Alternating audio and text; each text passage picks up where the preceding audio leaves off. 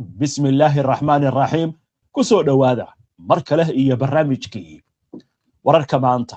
qodobadaan idinkugu haynana waxaa ka mid ah Israa'iil oo qiratay dhimashada iyo dhaawaca in ka badan 20 askar iyo saraakiil isugu jira kadib dagaalo gacmaha la isula tagay oo ka dhacay koonfurta Lebanon qasaarahan waxaa ka mid ah dhimashada taliya guuto iyadoo xilligan ay socdaan dagaalo culus ciidamada Israa'iil oo ka jawaabaya jugtan culus ee soo gaartay ayaa fuliyay duqeymo culus ku dhawaad 30 qof ayaa lagu dilay deegaano kala duwan oo ku yaal waddanka Lebanon wasiirka arrimaha dibadda Faransiiska iyo safiirka Mareykanka ee Israa'iil oo si iska soo horjeeda uga hadlay dagaaladan ka soconaya Lebanon waxaan idin haynaa wararkii ugu dambeeyay ee dagaaladan iyadoo Israa'iil maanta ay u tahay maalin barordiiq iyo tacsiya sida uu sheegay madaxweynahooda Herzog wadahadaladii lagu waday in maanta Switzerland ay ku yeeshaan ergooyinka Iran iyo Mareykanka ayaa baaqday ciidamada Taliban oo duqeymo ka fuliyay gudaha Pakistan in ka badan 10 qof oo dhimasho dhaawac ka soo gaaray weerar culus oo xagga cirka ah oo Ruushku ku qaaday gobolka ka tirsan waddanka Ukraine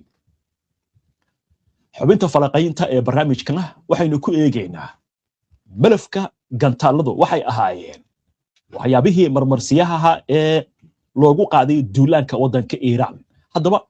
arintaasi waxay ka maqan tahay wadahadalada iyo heshiiska dhex maray labada dhinac maxay tahay sababtu waan eegi doonaa dhammaan wararkan iyo weliba qodobo kale oo faahfaahsan iyo wixii warah ee soo kordha intaynu hawada ku jirno ayaan idinkugu soo gudbinaynaa barnaamijka wararka maanta soo dhawaada markala daawadayaal si aad ula socoto ona hesho wararka barnaamijyada iyo macluumaadka aynu halkan ka soo gudbinayno haddii aad ku cusub tahay baraheena bulshada ama horay aadan ugu xirnayn hadda ku soo biir oo aad ku mahadsantihiin daawashada barnaamijka maanta waxaynu ku bilaabaynaa colaadda Xisbullah iyo Israa'iil iyadoo lagu soo waramayo dagaaladii shalay galinkii daba bilowday ilaa iyo xilligan inay soconayaan waxaana lagu soo waramayaa in dagaaladu ay yihiin kuwo gacmaha la isula tagay isla markaasna si xun la isugu reeqmay wararkii ugu dambeeyay taliska ciidanka Israa'iil ayaa qirtay goordhaweyd in looga dilay 4 askari oo uu ku jiro taliya sare laguna dhaawacay 17 kale kadib dagaalo culus oo ka dhacay koonfurta Lebanon kuwaasi oo lagu tilmaamay qaar ka mid ah qasaarihii ugu xoogganaa ee Israa'iil ay kala kulantay gobolkaasi toddobaadyadii la soo dhaafay bayaan uu soo saaray militariga Israa'iil ayaa lagu sheegay in 4 askari la dilay ay ku jiraan saraakiil waxaana ka mid ah taliyihii guutada 52 ee qaybta 401 ee ciidamada gaashaaman ciidanka ayaa sheegay in gaashaan la dhexe Dawar Jadali Ben Samhun oo ahaa 32 jir oo ku dhintay isaga iyo 3 kale kadib markii la beegsaday taangi ay saarnaayeen xilli howlgal military ay ka wadeen koonfurta Lebanon sida uu baahiyay raadiyaha ciidanka Israa'iil taangiga guutada 52 ayaa qayb ka ahaa ciidan dagaal oo ay hogaaminaysay guutada Jifate kaas oo ka howlgalayay deegaanka Maniif ee koonfurta Lebanon baaritaano horodhac ah ayaa muujinaya in taangiga nooca markaafaha lagu weeraray gantaal lahago ama diyaarad aan duuliye lahayn oo laga soo buuxshay waxyaabaha qarxa ciidanka Israa'iil ayaa sheegay in habeennimadii la soo dhaafay sidoo kale ay jireen dagaallo iyo iska horimaadyo culus oo ay la galeen ciidamada Israa'iil warbaahinta waxay sheegtay in 17 askari ee dhaawacmay ay ku dhaawacmeen weerar kala duwan oo ka dhacay koonfurta Lebanon waxaa ka mid ah weerar ka dhacay meel ku dhow deegaanka Kafar Tabnit warka ayaa intaa ku daraya in sarkaal ka mid ah ciidamada kaydka iyo 4 saraakiil hoose oo ka tirsan ciidamada gaarka iyaguna ay dhaawacmeen intii lagu jiray dagaaladii ugu dambeeyay hay'adda warbaahinta Israa'iil ayaa dhankeeda waxay sheegtay in sarkaal sare oo ka tirsan qaybta 36aad ee ciidanka Israa'iil uu isna ku dhaawacmay dagaaladii xalay dhacay ururka xisbullah ayaa shaaca ka qaaday inay khasaare dhimasho dhaawac isugu jira u geysteen tiro askar Israa'iiliyiin ah isla markaasna ay burburiyeen 3 taangi oo ah nooca Merkava kadib weerar gaadma ah oo lagu qaaday ciidamo isku dayay inay gudaha u galaan buuraha Cali Daahir ee koonfurta Lebanon.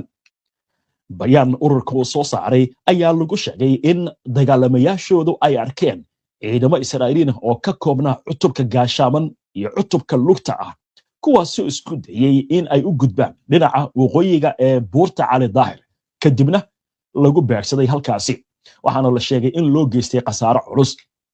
ururka reer Lebanon ayaa intaasi ku daray inay wadaan duqeymo gantaal ah iyo madaafiic culus oo lagu beegsanayo ciidamada Israa'iil. bayaan kale ayaa lagu sheegay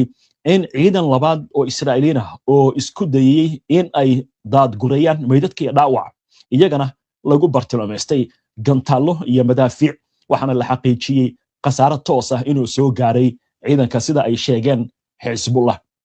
war kale oo xaaladan la xiriira wakaaladda wararka waddanka Lebanon ayaa sheegtay in ciidamada Israa'iil tan iyo waaberigii maanta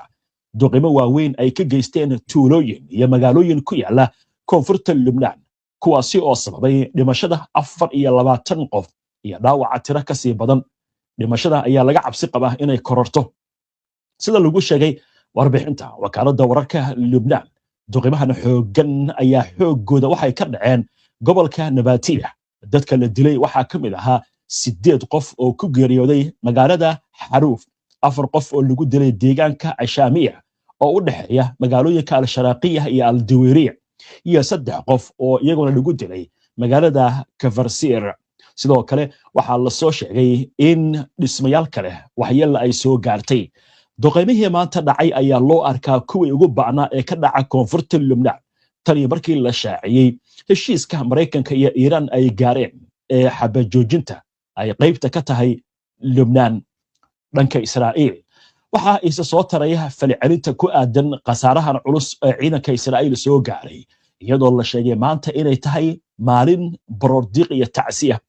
wasiirka xag jirka ee amniga qaranka Israa'iil Itamar Ben-Gvir ayaa ku nuuxnuuxsaday in ay tahay wasiirka u dhigaya in Lebanon oo dhan ay gubato. Ben-Gvir ayaa waxa uu yiri iyadoo la ixtiraamayo Mareykanka Israa'iil waa inay dunida oo dhan si cad ugu xaqiijisaa inaanay tanaasul ka samayn doonin dhiigga carruurteeda iyo amniga muwaadiniinteeda. Lebanon oo dhan waa inay gubataa. wuxuu sidoo kale ugu baaqay ciidamada Israa'iil inay cadaabta ku furaan Lebanon isla markaasna ay sii xoojiyaan howlgallada military ee ka socda dalkaasi. madaxweynaha Israa'iil Isaac Herzog ayaa isaguna waxa uu sheegay in Israa'iil ay u tahay subax aad u xanuun badan kadib markii militariga Israa'iil ay ku dhawaaqeen dhimashada 4 askari oo lagu dilay dagaalada ka socda koonfurta Lebanon. dhankiisa wasiirka maaliyadda Israa'iil Bezalel Smotrich ayaa ku baaqay in la xoojiyo howlgallada military ee ka soconaya Lebanon. qoraal uu ku daabacay baraha bulshada internetka ayaa waxa uu ku yiri waa subax adag saaka waxa la joogaa waqtigii dab culus lagu qaadi lahaa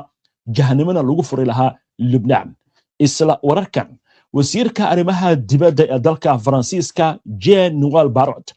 ayaa sheegay in Israa'iil ay tahay inay joojiso colaadda ka socota Lebanon isagoo ugu baaqay Washington inay cadaadis saarto Tel Aviv. waxaa sidoo kale uu sheegay in gobolka xasilooni uusan noqon doonin ilaa wadahadallada Mareykanka iyo Iiraan ay keenaan xal la xiriira barnaamijka gantaalada balastiga ee Iiraan iyo taageerada ay siinayso kooxaha xulafada la ah. geesta kale safiirka Mareykanka Israa'iil u fadhiya Mark Huckabee ayaa ka falceliyay hadallada wasiirka arrimaha dibadda ee Faransiiska ee ku saabsan xaaladda Lebanon waxaana su'aal uu geliyay xogta Paris ay ka hesho colaadda ka taagan xadka Israa'iil iyo Lebanon. Huckabee ayaa waxa uu yiri Faransiisku dhammaan xogtiisa ma wuxuu ka helaa Xisbullah isagoo xusay in 4 askari oo Israa'iiliin ah lagu dilay koonfurta Lebanon laakiin safiirku wuxuu ka gaabsaday in maanta la dilay ku dhawaad 30 qof oo reer Lebanon ah inuu ka hadlo. isla wararka Israa'iil Yair Lapid oo ka mid ah hogaamiyaasha mucaaradka Israa'iil ayaa waxa uu sheegay in madaxweyne ku-xigeenka Mareykanka J.D. Vance uu cara ka muujiyay wasiirada Israa'iil ee Bezalel Smotrich iyo Itamar Ben-Gvir intii lagu jiray shir jaraa'id halka wasiirka arrimaha dibadda Israa'iil Gideon Saar uu ku dhawaaqay in xiriirkii uu jaray madaxa siyaasadda arrimaha dibadda ee midowga Yurub Kaja Kallas. Lapid ayaa waxa uu sheegay in madaxweynaha Mareykanka Donald Trump sidoo kale uu eedeeyay Netanyahu gaar ahaan inuusan mas'uuliyad ku dhaqmin marka la duqeynayo Lubnaan, isagoo ka digay in inta xukuumadda Netanyahu xilka ay hayso ay u horseedi doonto sii xumaanshaha xiriirka dibadda ee Israa'iil. Waa Lapid hadalkiisa, waxaana uu yiri haddii aynan si degdeg ah u bedelin xukuumaddan, xiriirka dibadda Israa'iil wuxuu noqon doonaa mid burbura. waa hagaag wararkaasi taas aynu kaga gudubno, bal markan aynu eegno qodobada kale ee wararka maanta ku jira.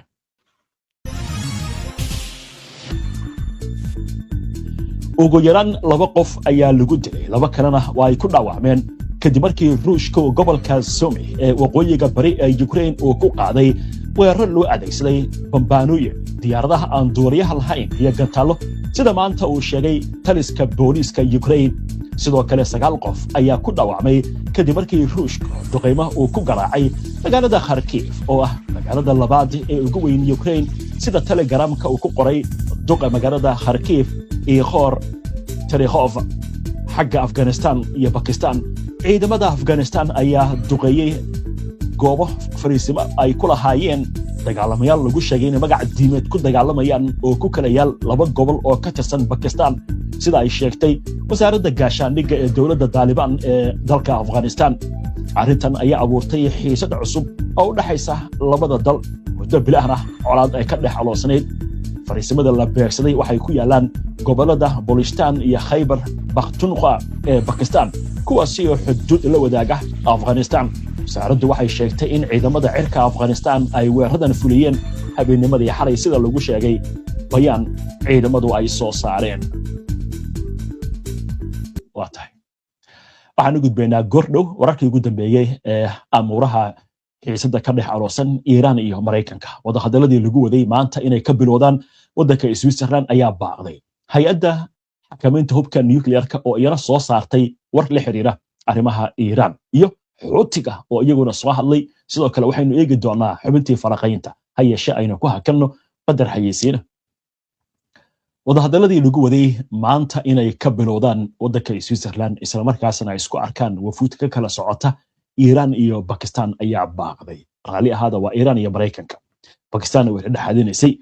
dowladda Switzerland ayaa ku dhawaaqday in wadahadaladii la qorsheeyay maanta inay ka furmaan waddankaasi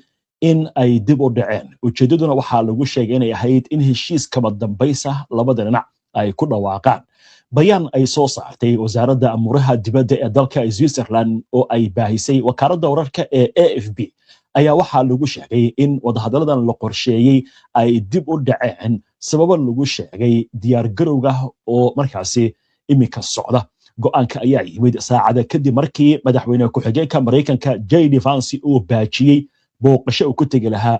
Switzerland si uga qayb galo wadaxaajoodada la xiriira wejiga xiga ee wadahadalada. afayeen u hadlay aqalka cad ayaa sheegay in habraaca iyo abaabulka wadaxaajoodadu aysan ahayn kuwa sahlan ama la saadaalin karo, waxaana la xusay in madaxweyne ku-xigeenka hadda uusan u ambibixi doonin halkaasi. lama oga cidda Mareykanka u madari doonta. war arrimahan la xiriira, xubin ka tirsan xafiiska siyaasadda ee dhaqdhaqaaqa Ansaarullah ee Xuutiyiinta loo yaqaan Ali Al-Imaad ayaa sheegay in heshiiskii dhawaan dhex maray Washington iyo Tehran uu yahay qirasho cad oo Mareykanku uu aqbalay guuldarro siyaasadeed iyo mid militari oo ka soo gaartay dagaalka gobolka. Al-Imaad ayaa Al Jazeera wuxuu u sheegay in waxa uu ugu yeeray dhidabkada iska caabinta ee ku jira dagaalka barakaysan uu awoodin u leeyahay mustaqbalkana awood u yeelan doono inuu xakameeyo waxa uu ku tilmaamay gardarrada Mareykanka iyo Israa'iil. wuxuu sidoo kale sheegay in xukuumadda Netanyahu uu hogaamiyo aysan ogolaan doonin in qodobada heshiiskaasi ay dhaqan galaan, isagoo ku eedeeyay inay doonayso inay gobolka geliso xaalad qalalaas ah si loogu adeego mashruuceeda isballaarinta dhuleed ee Israa'iisha weyn. Al-Imaad ayaa intaa ku daray in maamulka madaxweynaha Mareykanka Donald Trump aan waxba iska bedeli karin xaqiiqda cusub ee Yemen marka loo eego, gaar ahaan gacan ku haynta marin biyoodka muhiimka ee Bab el-Mandeb, isagoo sheegaya in Yemen si buuxda ay u dhigtay in markaa ay tahay cashar Maraykanku uu ku wara qaato. dhanka kale agaasimaha guud ee hay'adda IAEA Rafael Grossi ayaa sheegay in hay'addu ay isku diyaarinayso inay dib u bilowdo kormeerka goobaha nuclear-ka Iran isla markaasna ka qayb gali doonto wada xaajoodyada ku saabsan heshiiska madambaysa oo ay gaaraan Maraykanka iyo Iran. Grossi ayaa shir jaraa'id oo uu qabtay waxa uu ku sheegay in arrimuhu wali u baahan yihiin xalinta goobaha kormeerka. inta waxa uu sheegay arrintaasi laga shaqeynayaan hay'addu inay isdiyaarinayso waxaana uu tilmaamay inay diyaar u yihiin in ay ka howlgalaan Iran gaar ahaan inay kormeeraan xarumaha lagu bacrimiyo uraniumka. haatan waxaynu soo gaarnay xubintii faraqaynta oo aynu aalaaba ku soo qaadano macluumaadka iyo xogaha ay bixiyaan khubarada arrimaha militariga, dagaalka, istiraatiijiyadda ciidanka, diblomaasiyadda, sirdoonka iyo sidoo kale siyaasadda. xubintan waxaynu sidoo kale ku gorfaynaa waxyaabaha waaweyn ee warbaahintu ay qorto ama ay baahiso. xubintan maanta si gaar ah waxaynu ugu eegaynaa malafka gantaalada. wuxuu ka mid ahaa waxyaabihii dhaliyey in duulaan lagu qaado Iran oo Maraykanka iyo Israa'iil ay ka dhigteen marmarsiyaha. laakiin malafkaasi uu ka maqan yahay hadda faylka wadahadalada lagumana soo darin 14 qodob ee dhex maray labada dhinac. haddaba sidee wax u jiraan aynu eegna warbixintan. gantaalada balastiga ee Iran kuwaasi oo ka mid ahaa waxyaabihii Maraykanku qiilka uga dhigtay in uu ku duulo Iran isagoo kaashanaya Israa'iil ayaa waxay ahaayeen faylka sida weyn uga muuqday in markaa duulaan lagu qaado wadanka Iran. laakiin heshiiskan hadda waxaa ka maqan qodobkaasi. qiyaastii 3 maalmood ka hor intii dagaalka aanu qarxin waa 25kii bishii February, Trump wuxuu adeegsaday isagoo ku jiray khudbadiisii qaranka ee Maraykanka in uu taageero u helo mowqif ka dhan ah Iran isagoo ku eedeeyay Jamhuuriyadda Islaamiga ah ee Iran inay doonayso inay horumariso awoodda gantaaladeeda kuwaasi oo ku tilmaamay inay qatar ku yihiin dhulka Maraykanka iyo xulafadiisa. Trump ayaa xilligaasi wuxuu sheegay in Iran ay horumarisay sida hadalku uu yiri gantaalo qatar gelin kara Yurub iyo saldhigyada Maraykanka ee dibadda isla markaasna ka shaqeynayso gantaalo dhawaan gaari kara Maraykanka isagoo barnaamijka gantaalada Iran ku tilmaamay mid ka mid ah sababaha ugu waaweyn ee lagu cadaadinayo maamulka Iran. si kastaba ha ahaatee hadalkan ayaa la kulmay isbedel muuqda kadib 4 bilood oo dagaal ah iyadoo Trump arbacadii ku dhawaaqay inuusan waxba ka qabin oo si diidanayn Iran inay yeelato tiro xadidan oo gantaalada balastiga ah isagoo kala saaray faylkan iyo barnaamijka nuclear-ka. hadallada madaxweynaha Maraykanka ayaa yimid xilli qodobada ilaa iyo hadda la shaaciyay ee heshiiska xabajoojinta u dhaxeeya Tehran iyo Washington kaas oo Pakistan ay dhexdhexaadisay aysan ku jirin wax tixraac ah oo ku saabsan burburinta ama xaddaad guud oo lagu sameeyo masaafada gantaalada Iran. Iran waxay xaq u leedahay inay yeelato qaar ka mid ah gantaaladeeda ayuu yiri madaxweynaha Maraykanka isagoo dadka wararka fidiya la hadlayay intii uu ka qayb galayay shirka G7 ee ka dhacay Faransiiska. Trump wuxuu ku tilmaamay ka mamnuucidda Iran ee gantaalada plastiga mid aan cadaalad ahayn isagoo yiri haddii dalal kale ay leeyihiin ama ay haystaan wax yar ayaa iyaguna markaasi xaq u leeyihiin inay samaystaan oo wuxuu yiri waa cadaalad darro in la yiraahdo iyaguna ma yeelan karaan gantaalada. dhinaca kale Tehran ayaa mar kale ku celisay in barnaamijkeeda gantaaladu aanu ahayn mid laga wada hadli karo wada xaajood kasta oo mustaqbalka dhex mara Maraykanka iyo Iran ama cid kale. afhayeenka wasaaradda arrimaha dibadda ee dalka Iran Ismaaciil Baqai ayaa Khamiistii wuxuu ku nuuxnuuxsaday in gantaalada Iran loogu talagalay oo kaliya in la rido barka la soo weeraro oo cadawgu wadanka ku soo xadgudbo. wuxuuna sheegay inaysan jirin wax wada xaajood ah oo arrinkaasi laga galayo isagoo carabka ku adkeeyay in awoodaha difaaca ee Jamhuuriyadda Islaamiga ah ee Iran aan looga hadli doonin nooc kasta wada kasta ama cid kasta aan lagala hadlin. Baqai ayaa sidoo kale waraysi uu siiyay telefishinka dawladda wuxuu ku yiri gantaaladeenu haba yaraatee ma aha in laga hadlo taas oo mar kale xaqiijinaysa mowqifka Iran ee diidmada barnaamijkeeda gantaalada in lagu soo daro heshiis kasta oo siyaasadeed ama amni. Iiraan ayaa marar badan waxay diiday in ay wax wada xaajooda ka gasho awoodeeda difaac, inkastoo kaabiyaasheeda gantaaladu ay khasaaro soo gaareen intii lagu jiray dagaalka. Haddana waxaa jira warar tilmaamaya in awoodda gantaalada Iiraan 70% weli ay xooggan yihiin, isla markaasna la arkay khasaaraha ay geysan karaan. waxaana lagu sheegaa inay yihiin awoodda difaac iyo weerar ee Iiraan marka loo eego awoodda Mareykanka iyo Israa'iil ee xagga cirka, gaar ahaan diyaaradaha dagaalka ee casriga ee Mareykanka, kuwaasi oo inta badan loo adeegsado weerarada ka dhanka ah Iiraan. haddaba arrintan waxay ka macno tahay Iiraan inay ku guuleysatay mid ka mid ah hadafyadeedii oo ahaa in barnaamijkeeda gantaalada gebi ahaanba ay noqdaan kuwa aan inaba haba yaraatee wax gorgortana laga geli karin. waa hagaag intaa ayaan kusoo gabagabeynayaa maanta barnaamijkii wararka maanta, waana ku mahadsantihiin daawashada barnaamijkan. si aad ula socoto wararka, barnaamijyada iyo macluumaadka aynu soo gudbinno, haddii aad ka cusub tahay baraheena bulshada ama horay aadan ugu xirnayn, hadda ku soo biir. waa inoo barnaamijka xiga insha Allah. inta ka horeysa salaamullaahi calaykum waraxmatullaahi wabarakaatu.